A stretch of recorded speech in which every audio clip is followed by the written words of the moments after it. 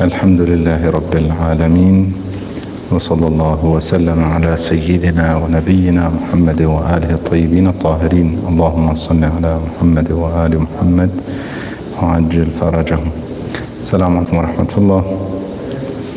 Inshallah, as usual, we'll continue our Islamic jurisprudence or Islamic law session, and this would be, I would presume, the last session on Salat, and so it's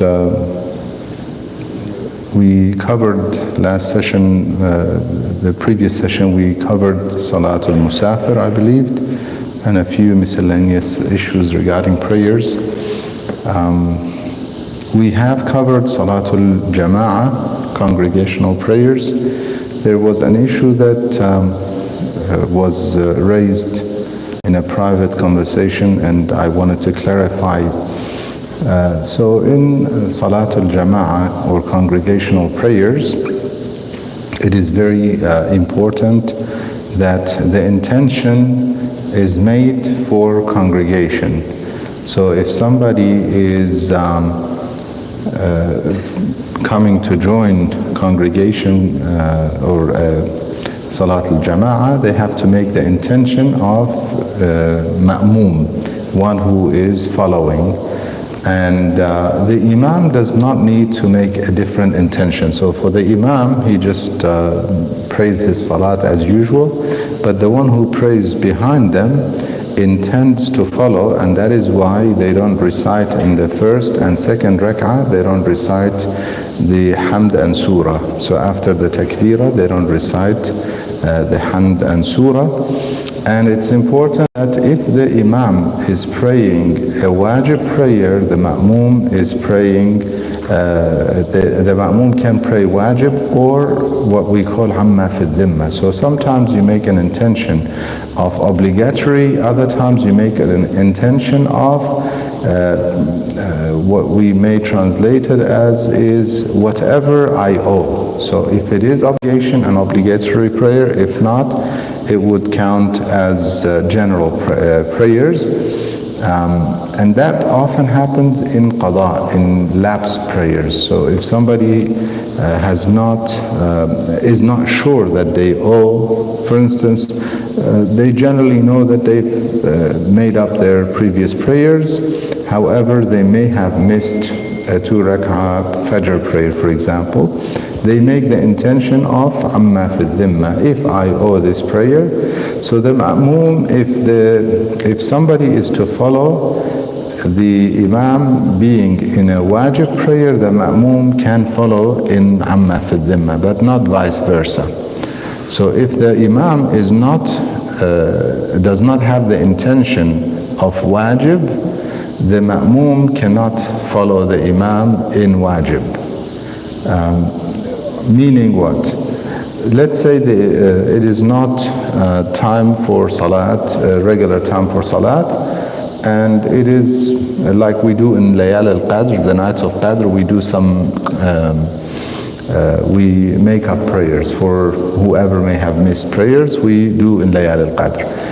The imam in that position, the leader, is praying either qada or amma fi dhimma. If the imam is doing qada, the ma'moom can do qada. If the imam is doing amma fi dhimma, the ma'moom cannot follow him with qada. So this is important, because he's let's call amma fi dhimma just in case prayers. Okay, if I say just in case, amma fi dhimma, the best, I would say, translation for it would be just in case, I owe it. If I owe, I'm praying this. Now the leader, if they're praying just in case prayer, the ma'moom cannot pray an obligatory prayer that they know they have to make up. But if the person leading is praying an obligatory prayer, the ma'moom can follow them. Unless both of them are doing just in case prayers. So the leader is doing just in case, and the follower is also doing prayer just in case they owe it, then it's okay. It may be a little confusing. I hope I tried my best, but if it is still confusing, please feel free to ask or try and clarify if you need to. Besides that, another couple of reminders regarding rules of congregation. I often get told, I am in the front, so I don't know what's going on behind me, and I often get told that there are people who are going ahead with ruku' and sujood ahead of the leader, the imam. That should not be the case. That would void their congregational intention. If you're praying jama'ah, you need to make sure you are following and not proceeding. So you don't go to ruku' or sujood until you ensure that the imam or the leader of the jama'ah of the congregation has already gone to ruku' or sujood. So you are following. With the words, it is not, for instance, in tasbihat in ruku' or sujood, or tasbihat al-arba'a in the third and the fourth rak'ah. With these ones, you don't have to make sure you're following, in the sense that if you say your tasbihat faster than the imam, it's okay. Keep in mind, ma'mum should not recite loudly. Anyone who's following should not recite loudly, because it could confuse the other people who are joining the congregation. So leave the loud recitation should be the imam, the leader. These are the points I wanted to discuss, or the masail I wanted to raise. Any questions on those so far? Any issues with congregation? Yeah. The leader of the prayer is doing a surah that you're not familiar with, and you don't know it yourself. Yes. You told us that we could do, we can't do a different prayer to in our heads, right? Okay, so during the first and the second rak'ah, you're either listening, if you can hear, and that's the best thing. If you cannot hear, then you can either not say anything or recite some dhikr, which is remembrance, quietly. Subhanallah, alhamdulillah, astaghfirullah, things like that, quietly, in a way that nobody hears. Now, I am not sure, to be honest, with regards to what you're asking is, if you can hear it, but you're not familiar with it. I don't understand it. You don't understand it. Yeah. So can you do dhikr?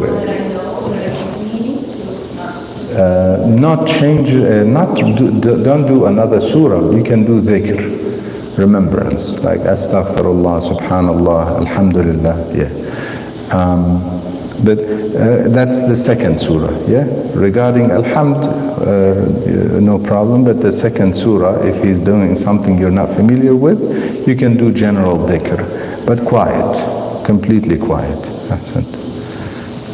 Any other question? This kind of concludes the issue, the brief masail on salat and in general, and salat al-jama'ah in specific. Before I enter another subject, I wanted to kind of finish this session with, we entered a new session. We'll start a new subject, and for those who want to prepare for next session, they can prepare for the discussion on fasting, sawm. Okay, so we'll be starting with the next week, inshallah. We'll start with the section on fasting. Okay, this will kind of conclude the section on prayers. Before we conclude, I wanted to also bring up something on a few masail on mustahab prayers, recommended prayers. Regarding recommended prayers, one very general rule that has no exclusion in general no exclusion unless there is something that is not recommended by nature, but it becomes recommended. I'll explain. The general rule is that mustahab prayers should not and cannot be prayed in congregation. Okay? Mustahab prayers are prayed individually. Everyone prays for themselves. The only prayers that are prayed in congregation are obligatory prayers. Daily prayers, Salatul Eid, which is normally wajib, obligatory. Yes, we have the classification of the time of occultation, and therefore if it's mustahab because of that, in the school of Ahlul Bayt, or Salatul Jum'ah, also some they consider it to be wajib takhiri. Nevertheless, by nature, these are obligatory prayers. So any prayer that is mustahab is prayed individually. There are situations where mu'mineen may pray together, not as a congregation, and I'll explain. So the intention is furada, the intention is individual. However, because some may not be familiar with certain prayers or surahs, and they want to repeat after the leader, therefore they may pray it at the same time, okay, simultaneously, and repeat after the imam. This is okay. This is not considered congregation, so there are no issue of connection or standing in front or behind. You can stand in front, you can stand with a distance behind. It doesn't need to be connected, and they are just praying at the same time. Because often people ask me, how come you're doing this salat together in jama'ah? I tell them we're not doing jama'ah, and I have to clarify. We're doing furada, but we're praying it at the same time for those who are not familiar with the words to repeat after me, not to just listen. Jama'ah, they just listen. But in furada, they read for themselves, and the intention is furada. So salat mustahab is always furada. We have many types of salatul mustahab, recommended prayers. When we call it a salat in Arabic, we are referring to a prayer that has wudu, one has made wudu for it, and not just a prayer as in supplication and speaking to Allah subhanahu wa ta'ala, rather truly a prayer. They have performed wudu, they are on tahara, and they stand towards the qibla or sit in some cases in recommended prayers, and they are basically in the state of what we call ihram after takbiratul ihram, meaning they recognize that now they cannot speak to others, they cannot eat, and so on. They're in state of prayers. So nevertheless, it is recommended versus wajib. So we have many of them. Some of them are called nawafil, which are the daily recommended prayers that are attached to daily prayers, except for Salatul Layl. So these are the 34 rak'ah throughout the day and night. Before Fajr 2 rak'ah, before Dhuhr 8, before Asr 8, after Maghrib 4 rak'ah, after Isha 2 sitting down, and we have the 11 rak'ah after midnight, the Sahar time. These are nawafil. These are the specific recommended prayers for the day. We have some other recommended prayers that are for specific days. And we have recommended prayers that are in general recommended. You can do it any time. For example, Salat Ja'far al-Tayyar. It has some certain times that are recommended, like in the afternoon of Jum'ah. It is recommended after Asr on Friday to pray Salat Ja'far al-Tayyar. It's referred to as Ja'far al-Tayyar because of the Prophet teaching it to Ja'far, who eventually was a martyr, and he the Prophet says that he is now flying with the angels in the heavens. So these are specific recommended prayers, but no specific times. And we can always do any kind of 2 rak'ah recommended prayers at any given time. For sometimes it could be for needs. One has a need, wants to ask God for something, and wants to have the discipline. Therefore, first does a recommended prayer, and then they ask for what they need. This is referred to normally as Salatul Haja. One has a haja, a need, they want to ask, they do 2 rak'ah prayers and then ask for what they need. Or we have Salatul Istikhara, for example, 2 rak'ah prayer and then try and seek guidance from Allah subhanahu wa ta'ala, either through the Quran or some Dhat al-Riqa' or some draw that you write on papers and so on. So these are also mustahab prayers, but they don't have a specific time. And one could do any time 2 rak'ah prayer, perform it. Recommended prayers, it is not, obviously it's not obligatory, therefore some of the rules may not necessarily be rigid. Meaning, obviously salat needs purification, tahara, wudu or ghusl. But if somebody is unable to pray on the musalla, they are in a rush, they want to go somewhere. Can you do recommended prayers? Yes, you can do it while you're walking. If somebody is driving, you can do recommended prayers. Allahu Akbar, recite your surah, recite Hamd surah, and so on. Somebody is even washing dishes. I was going to say a lady, and then I remembered we're in the modern world, so it cannot be a lady, huh? It can be anybody. I mean, I'm not supporting what I just said. I'm not suggesting that that's how it should be. But I acknowledge that we are at times where we have to make those clarifications. In any case, so yes, as you're washing dishes or something, as long as you can focus on the words.